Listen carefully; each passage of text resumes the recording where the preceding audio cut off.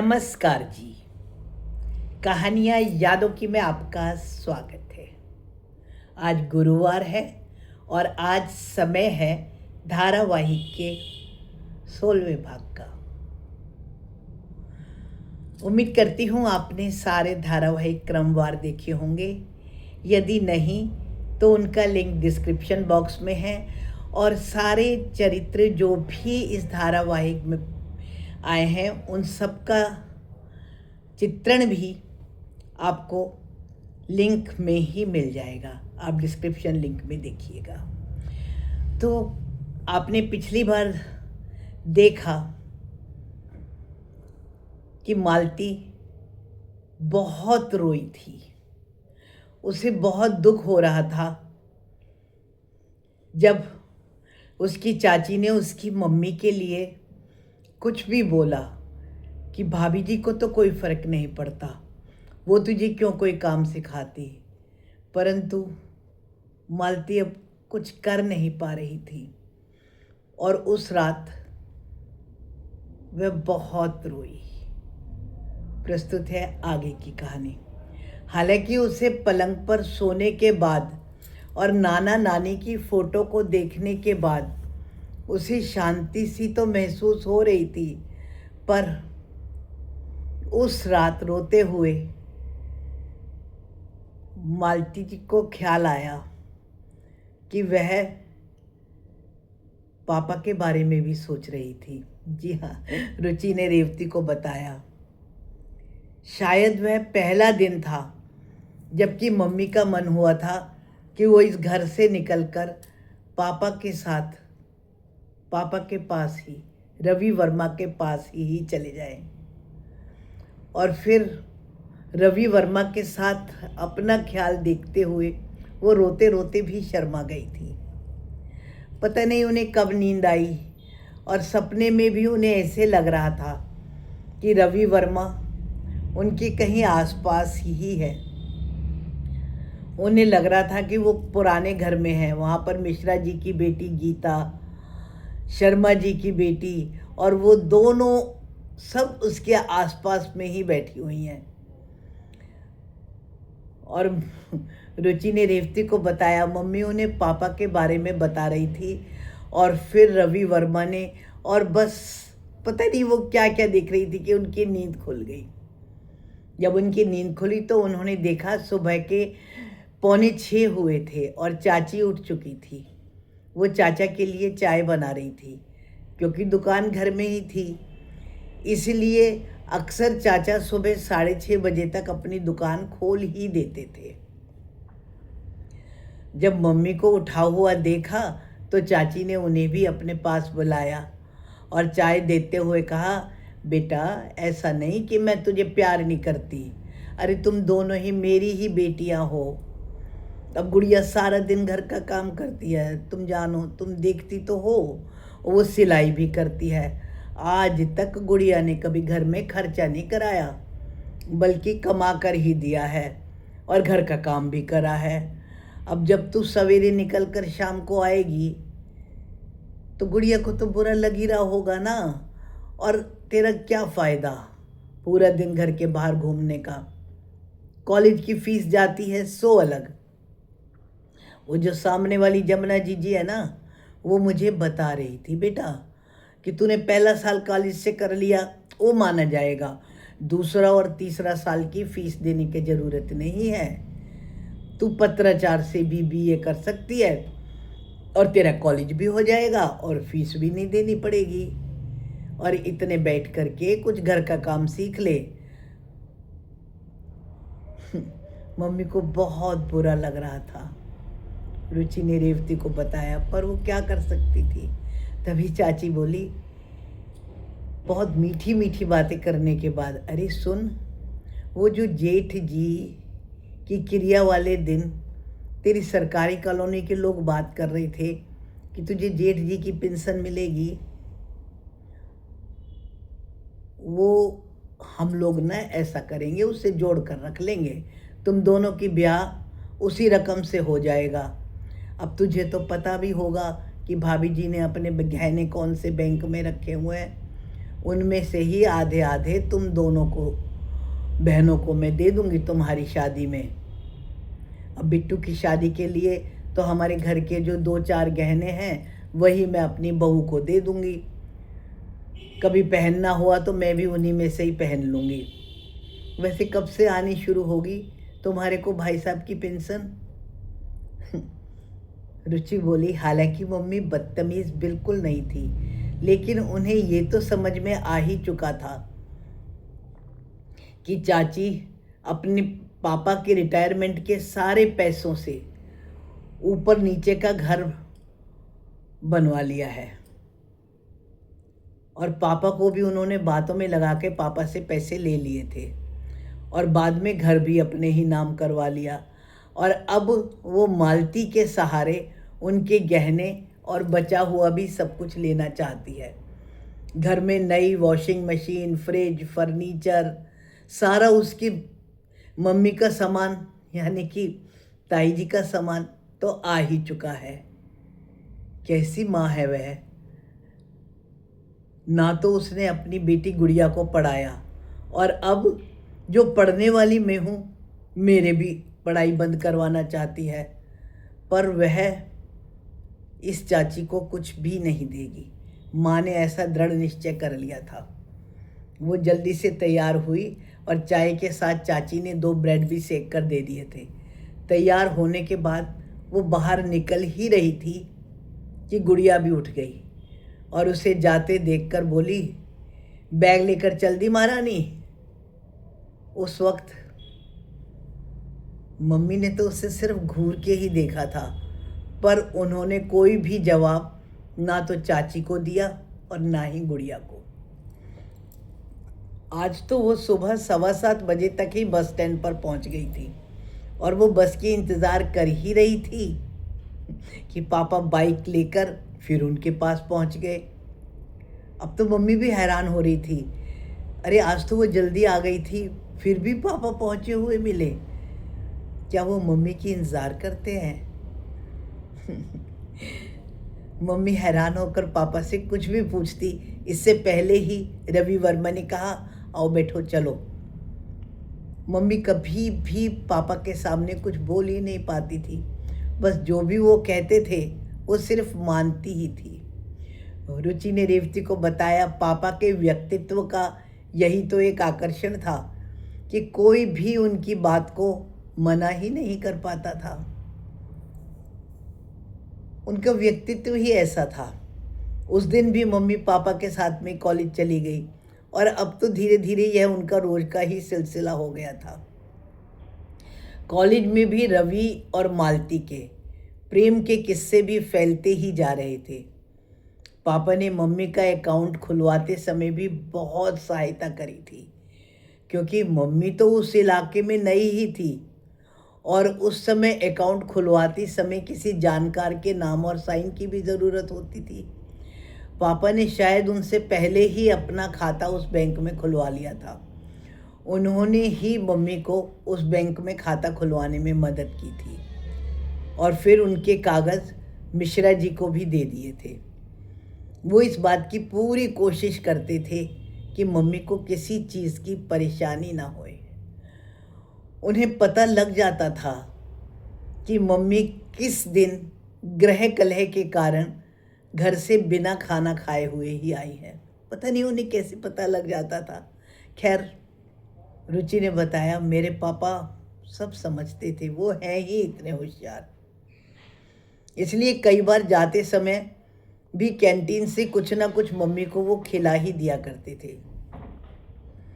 यहाँ तक ही नहीं, जब सेकेंड ईयर के एग्ज़ामिनेशन की फ़ीस भरनी थी तो मम्मी ने चाची से पैसे मांगे। चाची ने कहा कि तुम्हारे ताऊ जी की पेंशन कब शुरू होगी, उसके आने के बाद ही तो तुम उनमें से निकाल कर पैसे दे पाओगी। हमारे पास में इतना पैसा थोड़े ही होता है कि तुम्हारे कॉलेज की फ़ीस भी भरते फिरें। और गुड़िया ने तो सीधा सीधा कहा, सिलाई तो तुझे आती है, मेरे पास में इतने सारे सूट और ब्लाउज सिलने के लिए आए हैं, तू इनको सी ले और उनके पैसे तू ले लीजो और अपनी फ़ीस भर दियो।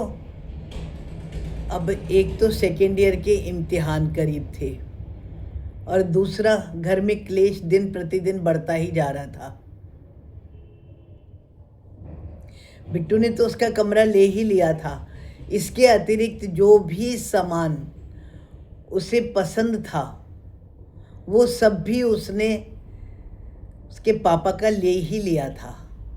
और अब वो भाई होने के नाते हर वक्त मालती पर नज़र भी रखता था। सबकी नज़र में मम्मी घर का एक ऐसा सदस्य थी जो कि पूरे घर पर बोझ है, जिसका कि घर की कमाई में कोई योगदान नहीं है। गुड़िया को तो लगता था यह घर का भी तो कोई काम नहीं करती, ऐसा पढ़ने की ज़रूरत है क्या। चाचा जी को भी यही डर लगता था, अब इतना पढ़ जाएगी तो इसके लिए लड़का कैसे ढूंढेंगे। खैर, चाची ने फीस के पैसे तो दे दिए, लेकिन साथ ही साथ यह हिदायत भी दे दी थी कि फाइनल ईयर से कॉलेज जाने की आवश्यकता नहीं है, घर बैठकर ही घर का काम सीखना, और अगर पढ़ना इतना ही ज़रूरी है तो पत्राचार से आगे की पढ़ाई करना। जब तुम्हारी पेंशन आएगी तो उसमें से ये पैसे वापस कर देना। इस शर्त पर उसको पैसे मिले थे। उस दिन बहुत दुखी मन से जब वो हमेशा के जैसे पापा के साथ ही कॉलेज गई और अपनी फ़ीस जमा करवाने के लिए जब कॉलेज के ऑफिसर के काउंटर पर गई तो ये सुनकर हैरान हो गई कि उनकी फ़ीस तो पहले से ही जमा थी। मम्मी को कॉलेज में छोड़कर पापा तो अपने दोस्तों के पास ही चले जाते थे। वैसे भी पढ़ाई उनका लक्ष्य था भी नहीं। इतने बड़े शोरूम में वो जब चाहे अपने पिता के साथ जाकर बैठ सकते थे। पढ़ लिख कर उन्होंने क्या करना था, उन्होंने तो वो शोरूम संभालना था। वो तो कॉलेज के बहाने मटर गश्ती किया करते थे। जब मम्मी बाहर काउंटर से निकलकर पापा के पास गई और उन्होंने पूछा कि मेरी फ़ीस, वैसे ही मस्ती में पापा ने जवाब दिया, मेरा जो प्रैक्टिकल वगैरह तुम करती हो ना और जो मुझे पास करवा रही हो, तो मैंने सोचा कहीं तुम्हारी घर वाले तुम्हारी पढ़ाई ना छुड़वा दें, इसलिए मैंने पहले ही दोनों की फ़ीस जमा करवा दी थी। इससे पहले कि मम्मी कुछ भी कहती, पापा ने हंसते हुए कहा, यार तुम्हारी ज़िंदगी में कुछ परेशानियां नहीं भी होती ना तो तुम उन्हें अट्रैक्ट क्यों कर रही हो। अरे तुम्हारी फ़ीस भरी गई, तुम और करो। मम्मी ने पापा को पैसे लौटाने चाहे तो पापा ने मम्मी से कहा, रख ले, मुझे पता है तेरे पास बहुत पैसे हैं, इन पैसों को अपने बैंक में जमा करा दे। बस मम्मी कभी पापा के सामने बोल ही नहीं पाई, तो उस दिन भी कैसे बोलती, वो चुप ही रह गई। अब मम्मी की पापा से मुलाकातें एक आदत में बदल चुकी थी। अभी तक उनकी पेंशन शुरू नहीं हुई थी। हालांकि पापा ने सारे कागज़ मिश्रा जी को तो दे दिए थे, पर सरकारी काम में 5-6 महीने तो लग ही जाते हैं। इसके अतिरिक्त चाची दबाव भी डाल रही थी कि बैंक में जो गहने रखे हैं उनको भी निकालना ही है। एक दिन मम्मी पापा के साथ नई दिल्ली वाले बैंक भी गई थी, तो उन्होंने यही कहा कि पहले हमको ये जानना होगा कि उनका नॉमिनी केवल तुम ही हो या कोई और भी है। जब तुम्हारे नाम पर पेंशन हो जाएगी तो वो भी एक बहुत बड़ा सबूत होगा कि नॉमिनी तुम ही हो, इसीलिए पेंशन के बाद में आना। वैसे भी मम्मी चाहती नहीं थी कि इतनी जल्दी चाची के हाथ में उनके सारे गहने भी आ जाए। इस बैंक में नाना का एक अकाउंट भी था, लेकिन उस अकाउंट में ज़्यादा पैसे नहीं थे। अकाउंट देखने पर पता चला कि नाना ने कुछ दिन पहले ही बहुत से पैसे मम्मी वाले अकाउंट में जमा करवा दिए थे। इसका मतलब नाना को अपनी मृत्यु का अंदेशा हो गया था क्या, जो उन्होंने अपनी मृत्यु से कुछ दिन पहले सारे पैसे मम्मी के अकाउंट में करवा दिए थे। रुचि ने बताया कि मम्मी की सहायता करने के लिए ही पापा ने नई दिल्ली की उस ब्रांच में अपनी कुछ एफडी जमा करवाई थी, और साथ में यह भी पता लगवाने की पूरी कोशिश की थी कि मम्मी के पापा आनंद शर्मा के और तो कोई अकाउंट नहीं है, क्योंकि उसमें मम्मी को नॉमिनी होना है। मम्मी ने अपने साइन से जब बैंक में एप्लीकेशन लिखी तो पता चला कि उनके पापा से पहले ही चाचा ने यह पता लगाने के लिए बहुत से बैंकों में पत्र लिखे हैं कि उनके भाई का अकाउंट कहाँ कहाँ है। इसका मतलब चाचा को यह तो पता चल ही चुका था कि उनके पापा का, मालती के पापा यानी कि ताऊ जी का अकाउंट कहाँ है और लॉकर कहाँ है। परंतु कार्यवाही के अभाव में नॉमिनी का भी कुछ निश्चित नहीं हुआ था। रवि वर्मा ने मम्मी को विश्वास दिलाया कि मेरे होते हुए कोई भी तुमको या तुम्हारी किसी भी चीज़ को नहीं ले सकेगा। अरे हमारे अपने वकील भी हैं। मम्मी तो दिन प्रतिदिन पापा के एहसानों के तले दबती ही जा रही थी, रुचि ने रेवती को बताया। अब तो वह जब रोज ही एक दूसरे के साथ आते थे तो शहादरा में कई लोगों ने चाचा को बताया भी था कि मालती किसी लड़के के साथ घूमती है। चाची अक्सर मालती को समझाती भी थी कि गुड़िया ने कभी कोई ऐसा काम नहीं करा जिससे कि घर की इज्जत दांव पर लग जाए। सेकेंड ईयर के बाद तो तुम्हें मैं कॉलेज बिल्कुल नहीं जाने दूंगी, भले ही पत्राचार से पढ़ाई करो या तुम्हारी पढ़ाई अधूरी छूट जाए। अब कुछ दिनों के बाद तो पेपरों के लिए छुट्टी भी होने को थी। अब तो मम्मी और पापा का मिलना मुश्किल ही हो जाना था। मम्मी के एक दो सरकारी पेपरों की भी जब डेट आई, क्योंकि मम्मी ने अपने माता पिता की इच्छा को पूरा करना था, इसलिए जो भी 11वीं के बेस पर पेपर होने थे क्लरिकल के, उन्होंने हर जगह भरे थे और उनके सरकारी पेपर देने की डेट भी आती थी तो पापा ही यानी कि रवि वर्मा ही उन्हें एग्जामिनेशन सेंटर तक लेकर के भी जाते थे। मम्मी का तो एकमात्र लक्ष्य सरकारी नौकरी ही पाना था, क्योंकि उनके मम्मी और पापा एक ही इच्छा रखते थे कि मम्मी पढ़ लिख कर अपने पैर पर खड़ी हो जाए। अब जहाँ घर में तनाव दिन प्रतिदिन बढ़ रहा था, वही पेपरों की भी तारीख आ चुकी थी। मम्मी मन लगाकर पढ़ती ही रहती थी। पापा ने बहुत सी किताबें एसएससी कंपटीशन की भी लाकर मम्मी को दे दी थी। पापा मम्मी के मन की हर बात समझ जाते थे, रुचि ने बताया। वो इतने दृढ़ प्रतिज्ञ थे कि मम्मी की सहायता हर सूरत में करेंगे। कॉलेज में भी अब इन दोनों का नाम एक साथ ही लिया जाता था। और कुछ समय के बाद कॉलेज में इम्तिहान की तैयारी के लिए छुट्टियां हो गई। अब तो मम्मी को कॉलेज भी नहीं आना होता था। अब घर में बैठे देखकर रोज गुड़िया किसी न किसी कारण से मम्मी से लड़ती जरूर थी। हालांकि घर में छुट्टियां होने पर मम्मी खुद ही सवेरे उठकर झाड़ू पोछा इत्यादि भी कर लिया करती थी, ताकि उसके बाद में वो आराम से पढ़ सके। लेकिन कभी चाची पेंशन के बारे में पूछताछ करती हुई आ जाती थी और बिट्टू तो उससे सीधे मुंह बात भी नहीं करता था। बिट्टू के दोस्तों ने ही शायद मम्मी को और पापा को साथ घूमते देख लिया होगा और उन्होंने ये वाली बात बिट्टू को भी बता दी थी कि तुम्हारी बहन किसी लड़के के साथ घूमती है। शेष अगले भाग में। उम्मीद करती हूँ आपको मेरी यह कहानी, यह धारावाहिक अच्छा लग रहा होगा। कोई भी आपके मन में विचार आए तो कमेंट्स द्वारा सूचित करें और कृपया मेरे इस धारावाहिक को क्रमवार सुनें। नमस्कार जी।